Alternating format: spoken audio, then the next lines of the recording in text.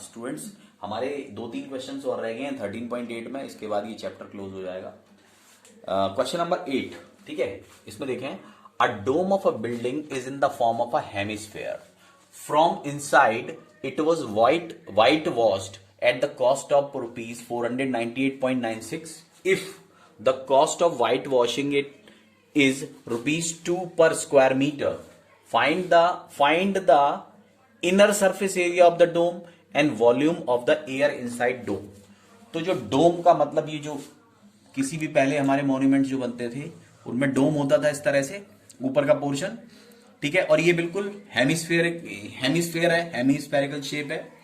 इसका जो inner side है, अंदर का साइड, उसे व्हाइट वॉश करना है। उसका कॉस्ट जो था वो 498.96 रुपीज हुआ था, और कॉस्ट ऑफ व्हाइट वॉशिंग दी है 2 रुपीज। तो हमें एक तो inner surface area of the dome निकालना है, volume of air inside the dome, और इस डोम के अंदर कंटेंट यानी इसमें एयर ही होगी, तो इसमें क्या बन जाएगा, यानी इसका वॉल्यूम भी निकालना है। तो पहले हम निकालेंगे इनर सरफेस एरिया। उसके लिए क्या क्या गिवन है, गिवन क्या है, cost, total cost of white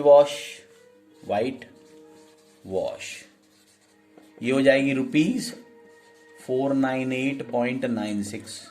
दूसरा, कॉस्ट ऑफ व्हाइट वॉशिंग कितना दिया है, cost of white washing is rupees 2.00 पर स्क्वायर मीटर, ठीक है।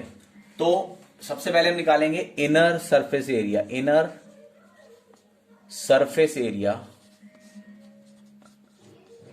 Of dome. तो सरफेस एरिया ऑफ डोम होता है 2 पाई आर स्क्वायर, और ये हो जाएगा यहां पर 498.96 डिवाइड बाई 2। तो 2 pi r square is equal to, इसको डिवाइड कर दो, 2 2 जा 4, 2 4 जा 9, और 2 9 जा 18.24 जा 8, 2 8 जा 16, तो 249.48। ये जो है, ये इसका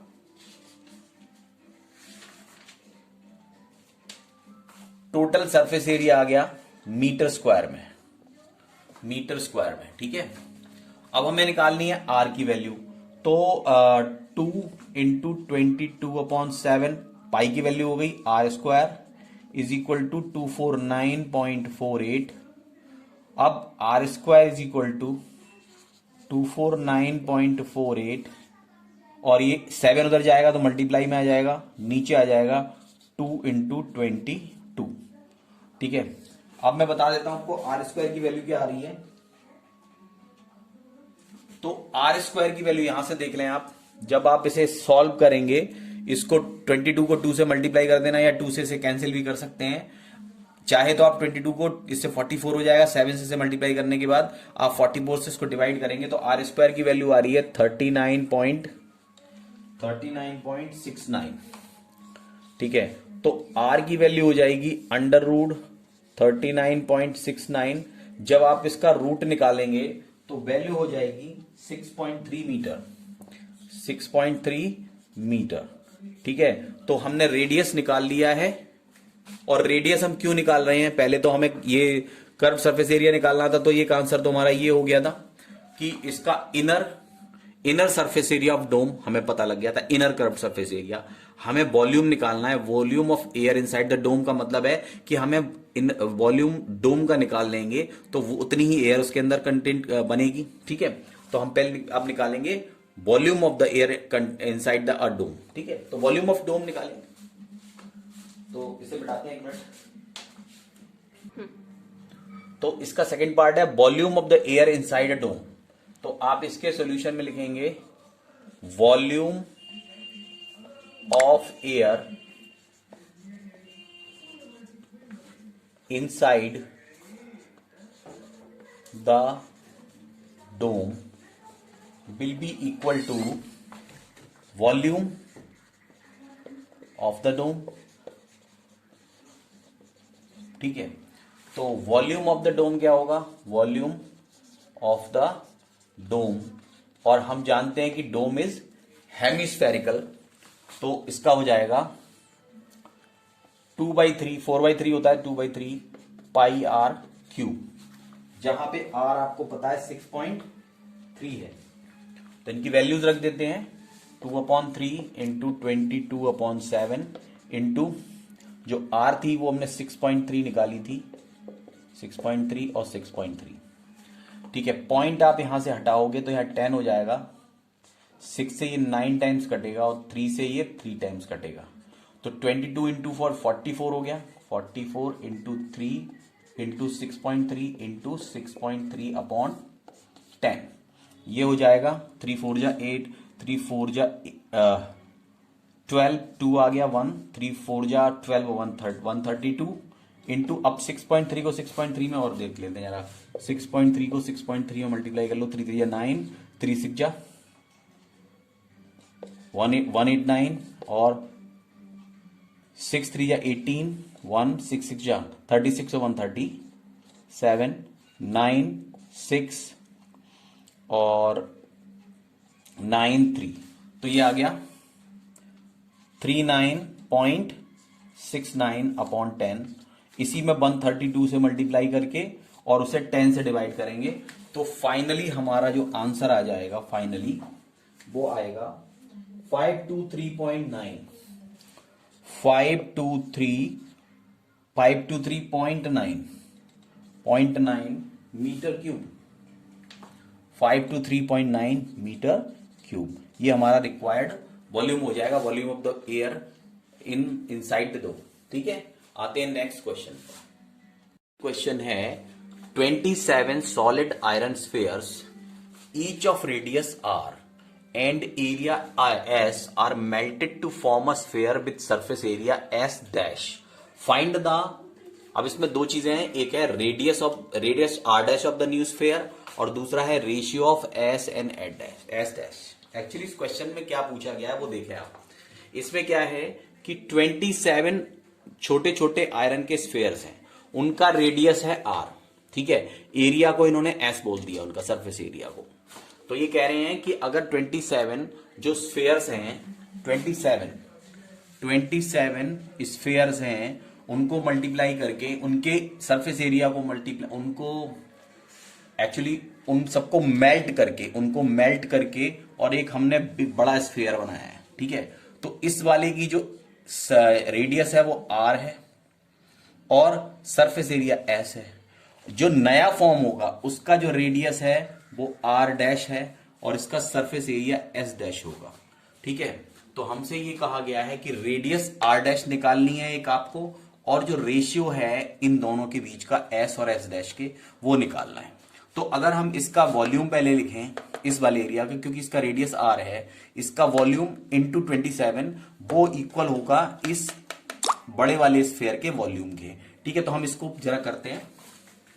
पहला इसमें क्या करेंगे, वॉल्यूम ऑफ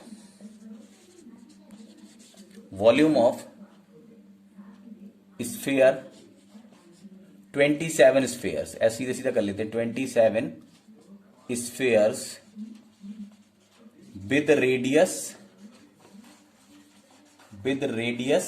आर। ठीक है, तो ये हो जाएंगे, एक तो 27 हो जाएगा और हो जाएगा 4/3 पाई आर क्यूब। ठीक है, ये इक्वेशन हमने 1 एज्यूम कर लिया। अब हमें जो बड़ा वाला है ना, volume of big sphere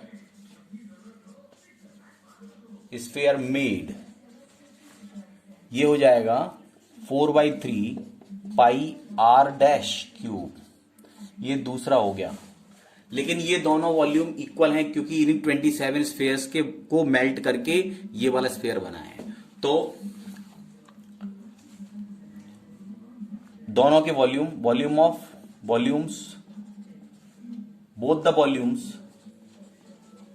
the volumes are same, है ना, तो सेम का मतलब ये हुआ कि 27 इंटू 4/3 पाई, एक मिनट इसको पहले लिखते हैं हम, 4/3 पाई आर डैश क्यूब को पहले लिख देते हैं, और ये बराबर है 27 इंटू 4/3 पाई आर क्यूब के। ठीक है, किसी को भी पहले किसी को भी बाद में रख सकते हैं, केवल हमने कि हमें इसमें से आर डैश की वैल्यू निकालनी है इसलिए हमने इसको इधर रखा। 4/3 से 4/3 सीधा कैंसिल कर दो, पाई से पाई भी कर दो, अब आ जाएगा R dash cube is equal to 27 R cube, या इसे बोल सकते हैं 3 इंटू 3 इंटू 3 यानी 3 का क्यूब हो जाएगा ये भी, और आर क्यूब हो जाएगा R dash cube is equal to 3r का होल क्यूब। अगर आप क्यूब हटाते हैं तो आर डैश की वैल्यू आ जाएगी 3r। ठीक है, तो हमने आर डैश की वैल्यू फाइंड आउट कर ली। ठीक है, अब हमें निकालना है ratio of S and S. तो यहां पर दूसरा इसका कर देता हूं मैं कि ratio of S and S dash. ठीक है, अब एस जो सरफेस एरिया है वो है उसके हिसाब से वॉल्यूम आर, जो रेडियस आर के हिसाब से, और ये हमें सरफेस एरिया दिया है तो सरफेस एरिया कितना होगा 4 पाई आर स्क्वायर अपॉन नीचे वाला होगा 4 पाई आर डैश स्क्वायर। तो 4 पाई से 4 पाई तो कैंसिल हो जाएगा, बचेगा R square upon R dash square. R कितना गिवन है, आर तो आर स्क्वायर ही रहेगा, आर डैश कितना है, ये है 3r का होल स्क्वायर। ठीक है, आर स्क्वायर अपॉन नीचे 9r स्क्वायर हो जाएगा, आर स्क्वायर से आर स्क्वायर भी कैंसिल हो जाएगा, कितना आएगा 1/9, तो रेशियो हो जाएगा 1:9। तो ये आपको सरफेस एरिया के एस और एस डैश रेशियो का रेशियो आ गया 1:9। आते हैं लास्ट क्वेश्चन पे। तो क्वेश्चन है स्टूडेंट्स 13.8 का, और इसके बाद हम स्टैटिस्टिक्स शुरू करेंगे। ठीक है, तो इसके अंदर आप देख लें, a capsule of medicine is in the shape of a sphere of a diameter 3.5 mm। एक कैप्सूल है जो स्फेरिकल शेप में है, इसका डायमीटर दिया हुआ है 3.5 mm, और डायमीटर दिया हुआ है, और हमसे क्या पूछा है कि इस कैप्सूल के अंदर कितना मेडिसिन भर सकते हैं। तो नेचुरली हमें क्या निकालना है, वॉल्यूम निकालना है। तो इसके लिए क्या करेंगे हम, एक तो डायमीटर दिया हुआ है, डायमीटर ऑफ कैप्सूल ये दिया है 3.5 mm। तो रेडियस निकाल लेंगे, रेडियस आर ऑफ कैप्सूल। ठीक है, 3.5/2 यानी 1, ये आ जाएगा 1.75। ठीक है, mm। ठीक है, तो आपको इसमें कितने मीटर क्यूब आएगा, तो वॉल्यूम निकालेंगे, यहां लिखेंगे medicine needed to fill in the capsule will be equal to volume of capsule. तो वॉल्यूम ऑफ कैप्सूल कैसे निकालेंगे, वॉल्यूम ऑफ कैप्सूल हो जाएगा 4/3 पाई आर क्यूब। सिंपली आपने इसमें वैल्यू रखनी है और आप इसको आगे अपने आप कर लीजिएगा, इंटू आर क्यूब यानी 1.75 इंटू 1.75 इंटू 1.75। होल्ड करेंगे जरा, आप इसे आगे कैलकुलेट करके इसको सॉल्व करेंगे और सॉल्व करके इसका जो वैल्यू है वो निकालेंगे। ये 27.46 mm क्यूब आएगा। ठीक है, तो ये सारे ही क्वेश्चन हो गए। ये क्वेश्चन तो बिल्कुल सीधा स्ट्रेट है, तो इसमें कुछ ऐसा है नहीं टेक्निकल, सिंपली आर निकालो और वॉल्यूम निकाल दो। ठीक है, ये आपका आंसर हो गया और ये यहीं पर 13.8 खत्म हो गई है। अब कल से हम स्टैटिक्स, नई वीडियो से हम स्टैटिस्टिक्स शुरू कर देंगे। ओके।